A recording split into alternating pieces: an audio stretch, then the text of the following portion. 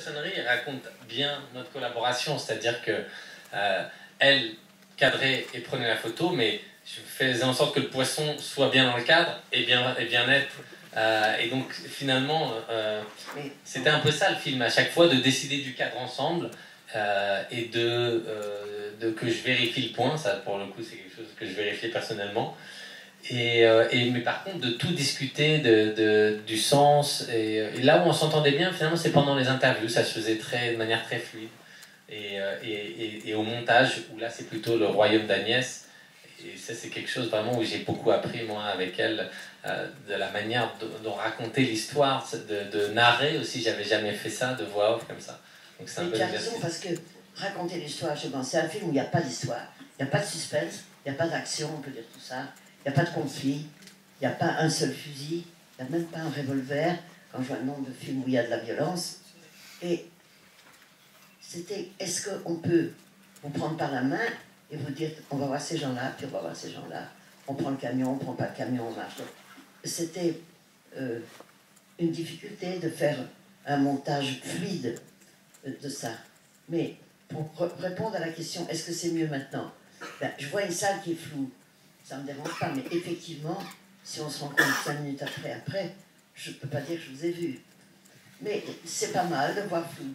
Mais ça m'embête pour, par exemple, les génériques. Là, j'étais un petit peu loin. Je ne peux absolument pas voir qui avait fait le film.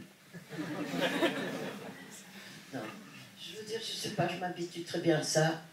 Je ne suis pas du tout aveugle et je ne suis pas en train de me promener avec une canne blanche. Ni de sucrer les fraises.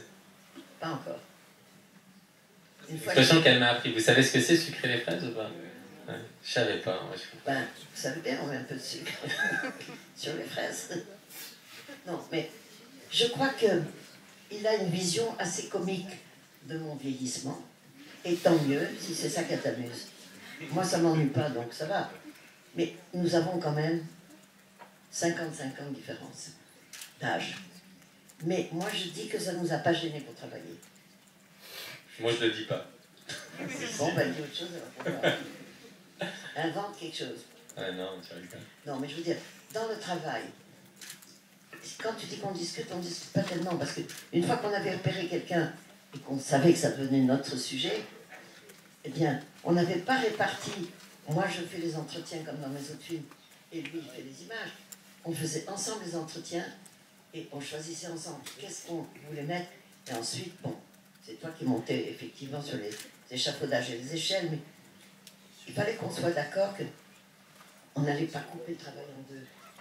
On allait partager ce plaisir de poser des questions, pas trop, de mettre les gens... En fait, il faut les mettre en situation de confiance pour qu'ils aient envie de raconter des choses.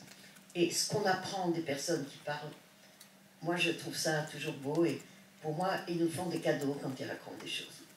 Donc, on avait l'impression qu'on avait rencontré les bonnes personnes, peut-être par instinct, mais après c'est eux qui nous apportaient des informations, des émotions. Et au fond, on a envie d'apprendre des choses. C'est vrai, on a blagué avec ça, mais on a appris des choses sur les cornes des chèvres.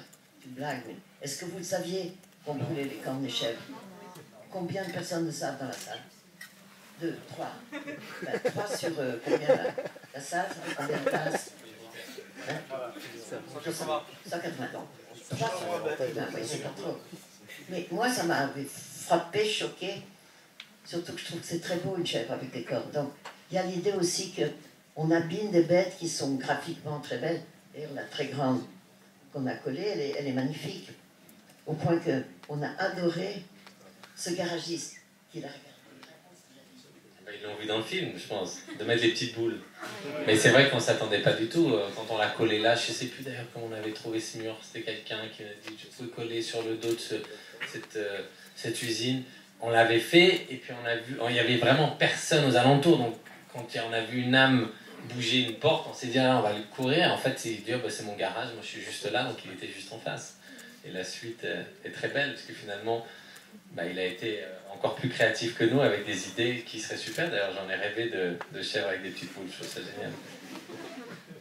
C'est-à-dire que ce qui est important, c'est de réveiller chez les gens leur propre imagination, leur propre désir artistique, même leur propre envie de participer un petit peu avec nous à nos fantaisies, à nos projets.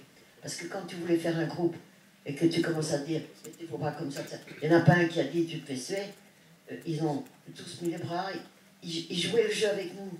Et ça nous faisait plaisir en fait. Et on essayait que le résultat leur fasse plaisir. Il y a cette idée de est-ce qu'on peut faire participer à un projet artistique, entre guillemets, des personnes qui ont un boulot tous les jours, qui viennent à la même heure, qui font le même travail, qui n'ont pas tellement de fantaisie dans leur vie. Et est-ce qu'on peut amener notre fantaisie d'artiste dans ce monde-là de travail? C'est ça qu'on essayait de faire.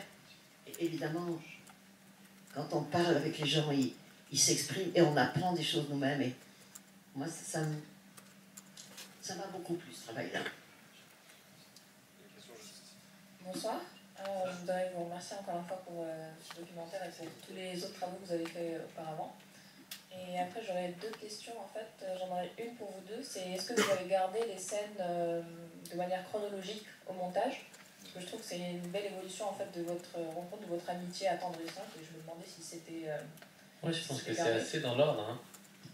Dans l'ordre de tournage. À peu près, hein, à part quelques scènes. C'est presque dans l'ordre. Après, des fois, ça a une semaine ou deux près. Des fois, on a inversé des choses. Mais toutes les rencontres, les premiers endroits, l'escale, la baguette, etc., tout a été fait dans cet ordre-là. C'est nos premiers voyages. Mais après, on a dû peut-être mettre le nord un peu avant, quand on retourne dans le sud. Il y a eu quand même quelques petits changements dans le centre du film. Oui, dans notre travail commun, j'ai pas trouvé d'évolution. On a tout de suite marqué que c'est ça qu'on voulait faire. Même dès qu'on a commencé. Par contre, on a fait des progrès. Moi, j'ai ce que j'ai senti. Quand on a fait les scènes d'Ariane, là où on avait ce village, là où on avait collé toutes les photos sur 1000, on trouvait que c'était un petit peu ennuyeux. Et après, ça s'est épaissi. Par exemple, quand on a été dans ce village abandonné, un assistant nous avait dit il y a un village qui était commencé à construire, qui a été interrompu. Il nous a fait des photos. J'ai dit c'est formidable, on va aller là. Là, on a décidé de le réanimer et on a envoyé une fille une semaine avant pour qu'elle aille faire un tour dans tous les villages d'alentour en leur disant tel samedi, on sera là avec le camion, on vous fera un pique-nique et tout ça. Et là, je trouvais qu'on était au bout du truc, c'est-à-dire il n'y a rien, il y a des ruines, on invite des gens qu'on ne connaît pas, on leur propose des petites choses à manger très bonnes, on leur demande de faire des photographies, de les découper eux-mêmes, de les mettre sur les murs, de créer des fausses familles comme ça. C'était presque un jeu. On mettait un petit vieux au milieu et puis des enfants, on lui mettait des faux enfants. Et eux-mêmes, ils ont joué à ça. Moi, je trouvais que c'était vraiment ce qu'on pouvait faire de mieux. Passer une journée avec des gens qui étaient contents. C'était comme de dire, eh bien, voilà, une journée ensemble. Ceux-là, on les connaissait pas, on n'a pas tellement fait d'entretien. C'était une journée ensemble, et après on est reparti. On était comme un cirque, je me suis dit. Un cirque qui arrive et fait son petit spectacle, à part que c'était eux-mêmes le spectacle. Et ça, c'était un truc qu'on voulait faire. Parce qu'après, on est parti. Et en fait, ils ont démoli depuis. Donc, en plus, c'est comme s'il y avait eu une dernière animation dans cet endroit. Ils n'ont pas envoyé de photos d'ailleurs, mais je voudrais bien voir quand c'est tout plat. Je veux dire qu'on arrivait à faire quelque chose qui était en même temps notre projet et qui montrait à quel point tout est éphémère. Le pire d'éphémère, c'est quand même le bunker, qui était si grand, si dur à coller, si magnifique, et que la mer... Pas dur pour toi, n'est-ce pas? Tu veux dire 4 fois que je ne monte pas aux échelles ou quoi? Non, non, je te demandais. Et ta deuxième question? En fait, ma deuxième question, c'est dans vos travaux, vous mettez toujours en fait les autres en avant. Et je trouve que c'est un peu votre manière de faire et de vous mettre aussi en avant, en fait, de parler de vous. Et je me demandais si à un moment vous pensez peut-être faire une œuvre un peu, un autoportrait en fait, et de nous permettre de nous rapprocher de vous, comme là vous nous permettez de nous rapprocher des autres. C'est une bonne question. Bah, dans ce film, je pense que j'ai donné plus que j'ai jamais donné, donc c'était un peu notre combat avec Agnès. Mais après... j'ai déjà fait un film qui était soi-disant sur les autres, mais était quand même un peu un autoportrait, qui s'appelait Les plages d'Agnès. Si vous ne l'avez pas vu, ben... Bah, c'est pas bien. Ah non, attention, là, il pose des questions. Si vous lui parlez après, elle va vous demander si vous avez vu un film de 1920 qu'elle a fait avec un rouleau de pellicule de 4 mm. Moi, je me fais engueuler tous les jours. Je dis toujours que j'ai vu, et après, elle vous pose une question si vous vous rappelez de la scène. Alors faites gaffe. Ben, quand on est devant du public, tu fais le malin, mais c'est pas ouais. vrai. C'est pas vrai, parce que évidemment, j'ai envie qu'on ait vu mes films. Mais c'est normal. C'est pas... J'ai pas fait des films pour les cacher. Donc je suis contente quand les gens les ont vus. S'ils en ont vu 2, bien. S'ils en ont vu 4, encore mieux, etc. Donc j'ai fait une sorte d'autoportrait qui s'appelait Les plages d'Agnès. Et là, je trouve que je lâche beaucoup de choses pour ce jeune homme curieux qui lâche pas grand-chose. Il m'a quand même... Je suis plus jeune que toi, je te rappelle, j'ai moins à lâcher. Oui, t'as moins le chip, mais tu m'as prêté ta grand-mère quand même, qui était bien sympathique. C'est tout ce qu'il a dit d'intime, hein, parce que pour le reste de l'intimité, zéro. Hein. Bon, c'était comme ça. On s'est accepté comme on était quand même, l'un et l'autre. Plus ou moins. Toi, tu m'as plus ou moins accepté. Si tu fais les questions et les réponses. Bonsoir. Bonsoir. Je voulais vous remercier tous les deux d'être présents et vous remercier du film. Moi, j'ai vraiment vécu comme une sublime déclaration d'amour à la France, à l'être humain, à la vie, de façon globale. Je voulais savoir, par rapport justement à votre engagement dans un film, qui est comment créer du lien, comment reconnecter les humains entre eux aussi. Quel est votre avis sur les réseaux sociaux? Quel est votre avis sur les réseaux sociaux? Tu sais, le truc où tu t'es mis il y a quelques semaines. Il m'a tellement embêté que j'ai créé un Instagram, mais la semaine dernière. Et je me suis arrêtée parce que faut que je fasse des photos. Pour moi, les réseaux sociaux, c'est une formidable manière de raconter ce qui se passe dans le réel. Mais le réel est extrêmement important. Et donc, dans ce que je fais au quotidien, le collage, etc., et ce que j'invite les gens à faire, c'est toujours la majorité de mon travail, en fait, elle implique un acte physique vraiment, c'est-à-dire prendre de la colle, coller, c'est accessible à tout le monde, c'est même gratuit pour tout le monde. On envoie des affiches à qui veut dans le monde, et ce gratuitement. Et ensuite, les gens décident ou non de le partager à travers les réseaux sociaux.